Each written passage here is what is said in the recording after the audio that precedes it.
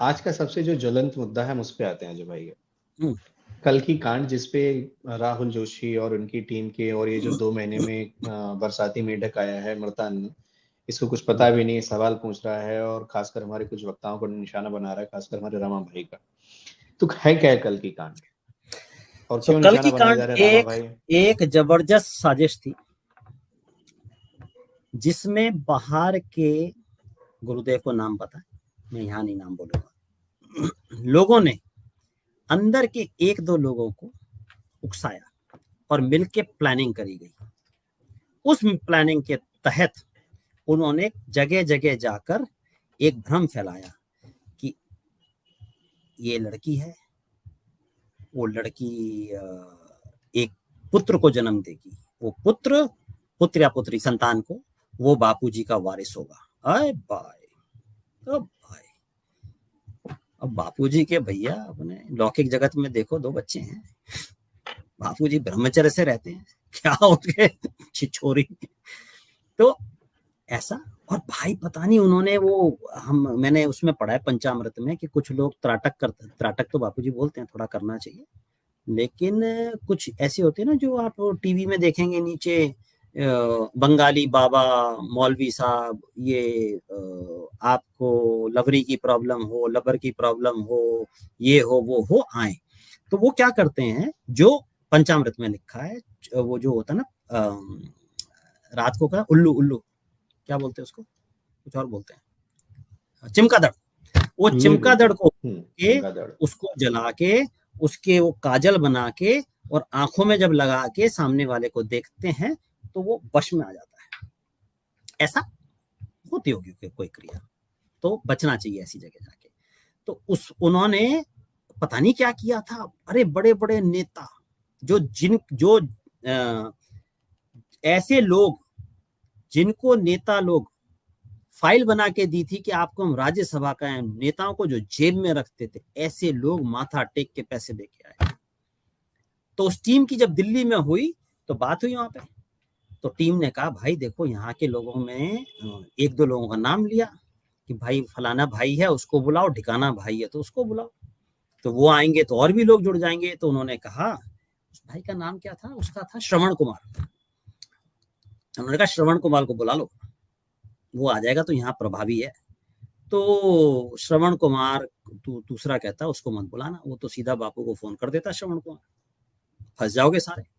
और हुआ भी यही, रात को उत्तरी दिल्ली समिति ने श्रवण कुमार को फोन कर दिया, श्रवण कुमार जी पहुंचे वहां रात के 10 बजे। तो बापूजी के पास ने फोन कर दिया कि ऐसे ऐसे यहाँ चल रहा है। बापूजी कहते पागल हो गया। बापू एक सत्संग में बोलते हुए मैंने एक व्यक्ति को डांटा, श्रवण कुमार को डांटा था हो गया। तो श्रवण कुमार को बापूजी ने रात के 11 बजे डांटा। श्रवण कुमार ने जो मुझे बताया, कहते भैया मैं सर पकड़ के बैठ गया कि ये तो मेरा काम हो गया, अब तो आश्रम में जाना बंद हो जाएगा। सुबह फिर उन्होंने पता किया तो सारी चंडाल चौकड़ी दिल्ली आई हुई थी, और चंडाल चौकड़ी को बापूजी ने फोन किया। ये मैं 2012 की बात बता रहा हूँ। चंडाल चौकड़ी को फोन किया बापूजी ने, चंडाल चौकड़ी का हेड कहता है कि ऐसा है गुरुजी, मैं तो वहीं पर हूँ, छिंदवाड़ा के पास घूम रहा हूँ, मैं बाहर आया हुआ।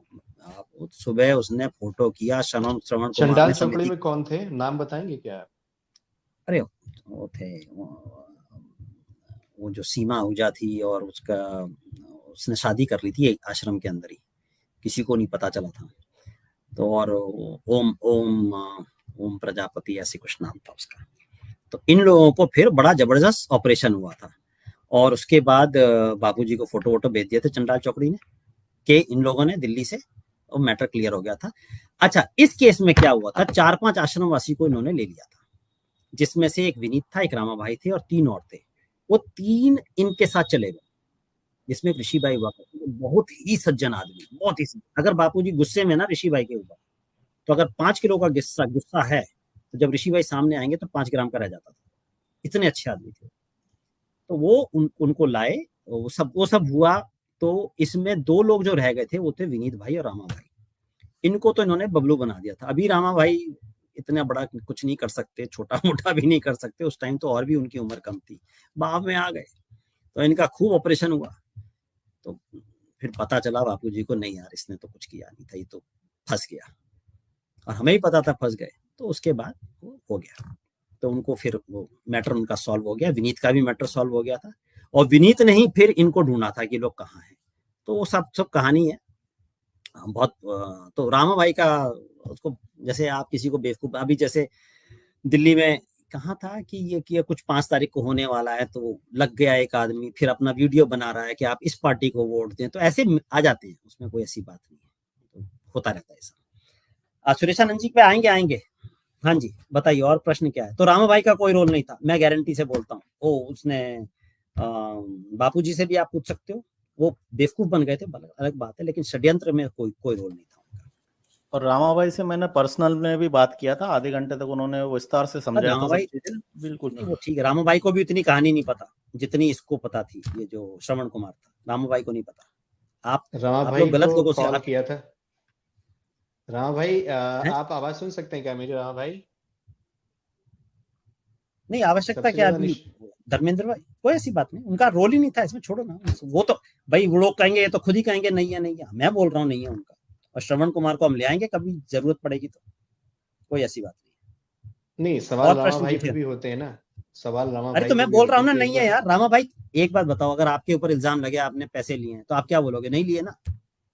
जब रामा भाई को पता ही नहीं और वो भोजू बन गए उसके अंदर, वो छोटे भी थे, अभी तो 10-12 साल पुरानी बात है ये, तो उनका कोई रोल नहीं था, गारंटी बोलता हूँ।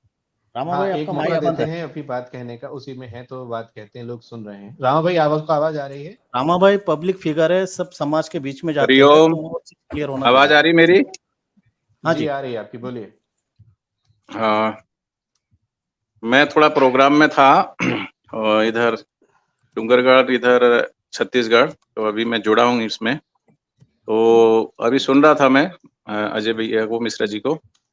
तो इसमें एक बात मैं कहना चाहूंगा, ये जो अमृतानंद और राहुल जोशी जो रोज आकर के चिल्लाते हैं, ये जो बार बार मुख्य सूत्रधार के नाम से जो संबोधित करते हैं, तो राहुल जोशी को मैं आज चैलेंज कर रहा हूँ। जैसे और भी ये बोलते ना साक्ष्य लेके आएंगे, तो तुम भाई आज तक कहीं भी किसी भी जगह मेरा नाम इस मैटर पे कहीं जुड़ा हो या पूज्य श्री के द्वारा कहीं पे कही गई हो? एक मिनट नहीं अजय भाई, एक मिनट। तो मैं ये चैलेंज कर रहा हूँ उसको। और दूसरी बात, ये इसके लिए जवाब नहीं दे रहा हूं मैं, इसकी औकात नहीं है, इसकी 2 कौड़ी के टट्टू इसको मैं जवाब दूं कि तुझे हम सफाई दे रहे। ये उन लोगों को मैं बोल रहा हूं जो लोग ये झूठा प्रोपगंडा खड़ा करके लोगों को जो भ्रमित करते हैं, ये उस साधकों के लिए मैं जवाब दे रहा हूं। कई बार जो है बेचारे भोले वाले साधक इनकी बातों में आ जाते, एक तरफा सुन करके। आज भी तो चैलेंज किया था ना, क्यों नहीं आए तुम इस डिबेट पे? हैं? मैं सिर्फ उनको जवाब दे रहा हूँ, साधकों के लिए मैं जवाब दे रहा हूँ। मैं उस संकल्प सभा में भी गया था, अजय भाई ने मुझे बोला था कि आपको जाना ही नहीं था इस 2 कौड़ी के टट्टू को जवाब देने के लिए, मेरे को बुला लेते, मैं जवाब दे देता। अजय भाई ने उस समय भी बोला था। फिर भी ये बार बार ये इस बात को दोहराता है कि भाई इसमें ये इनका मुख्य सूत्रधार हर बार जो है मैसेज में डालते हैं। तो मैं तुमको ये चैलेंज कर रहा हूँ कि तुम अगर सही हो तो तुम कहीं से भी कुछ भी मेरा उस चीज में कहाँ लिंक है, क्या कहाँ से मेरा उसमें वो है, तुम प्रूव कर देना। दूसरी बात में जैसे अजय भाई ने बोला कि मुझे पता ही नहीं था, मैं वहां गया था। रामा भाई, दोस्ती और दुश्मनी बराबर वालों से करी जाती है। आप जिस लेवल पर हो, किसको चैलेंज कर रहे हो आप? ये तो समाज का काम है, छोड़ो आप चैलेंज मत करो यार तुम। नहीं अजय भाई, जब एक बात बताओ, ये नंबर 1 है इतना झूठा इंसान। मेरी बात सुनो, जब मैंने संकल्प सभा में इसको सुनो, मैं अगर गलत होता 500 लोगों के बीच में, अरे तुम जितने सारे के जो एंटी तुम आश्रम के खिलाफ बकवास करते हो रोज, तुम सबके बीच में मैं आया था, नहीं आया था वह संकल्प सभा के अंदर? और संकल्प सभा में माइक में सारी बात मैंने रखी थी कि नहीं रखी थी? तुम इतने दूध के धुले और इतने तुम बिल्कुल 1 नंबर के तुम सही हो, तो तुमने मेरा वीडियो डाला क्यों नहीं? तुमने सुनील जी जो समिति में है उनका वीडियो डाला है, रोहिणी वालों का। उनके बाद मैंने जो बोला, मेरा वीडियो तुमने पब्लिश क्यों नहीं किया आज तक? डालो पब्लिक। करते हो तुम सच्चाई, अपने मन गणत अपने हिसाब से डाल देते हो और खुद कुछ भी फैलाए जाते हो। तो मैं उन साधकों से मैं ये निवेदन कर रहा हूं कि जो बार बार ये चीजें जो फैलाई जा रही है, और ये सब साधक समझ रहे हैं किस तरीके से ये झूठ परोसते हैं, और झूठ परोस करके जो है किस तरीके से लोगों को भ्रमित करते। पर ज्यादा दिन ये जो चलता नहीं है, ये 10 सालों से 10.5 सालों से एक ही चीज को रट्टा मार मार के लोगों को जो भ्रमित कर रहे हो, क्योंकि बापूजी इनकी दुकानदारी चलने देते नहीं है। रामा भाई और अजय भाई, एक बात मैं बोलना चाहता हूँ, आधे से ज्यादा आश्रम वासियों को और बाहर के अनेकों साधकों को ये मैटर पता ही नहीं था, लेकिन इन लोगों ने जितना भ्रम फैलाया उससे साधकों में उत्कंठा बढ़ गई कि ये क्या था, मैटर क्या था। अजय भाई ने जैसे क्लियर किया और रामा भाई भी क्लियर कर रहे हैं, तो आज स्पष्ट हो रहा है। 2012 में मुझे अच्छे से याद है, उस दिन का मैं प्रत्यक्ष हूँ, अजय भैया ने कैसे कल की अवतार को एक्सपोज किया था। और एक एक चीज मैं आपको फिर भी माइन्यूटली बताता हूँ, मुझे वो दिन बहुत अच्छे से याद है। अजय भाई को, अजय सुनो, एक मिनट, अजय भाई को अच्छे से पता है कि जिस दिन ये सब चीजें हुई थी 6 जनवरी 2013, ठीक है, और मेरे को अच्छे से याद है। और 7 जनवरी को फिर बापूजी भरतपुर से फरीदाबाद आए थे, और उसी शाम को हमने, मतलब वहाँ के रोहिणी समिति के सुनील जी हैं, आपके एक राहुल भाई हैं, और भी नवीन भगत हैं, और अपने वो हैं रमन जी हैं, हम सब की मीटिंग हुई थी। हम सब ने कहा कि ये क्या प्रोपेगेंडा है, ये क्या है, तो हमने कहा भाई ये बात बापूजी तक पहुंचानी चाहिए। फिर हमने अजय भाई से हमने कांटेक्ट किया था, अजय मिश्रा जी को, और इन्होंने सारा चीज उस चीज को एक्सपोज की थी।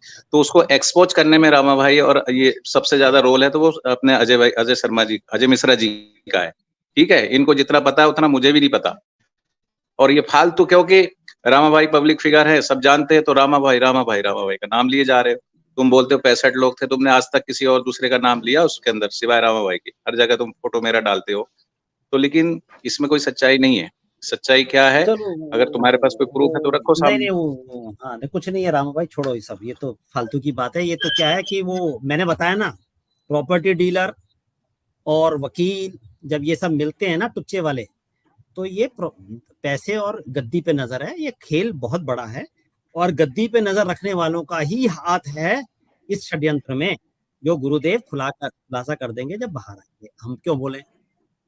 यस, आज अजय भाई ने जो बेस तैयार किया कल पे लेके, क्योंकि अजय भैया ने खुद अपनी तरफ से बोला था। सारंग भाई, मैं एक बात बोलता हूँ, शांति रखो। आज अजय भैया ने, जितनी बात आनी चाहिए उतनी आनी चाहिए।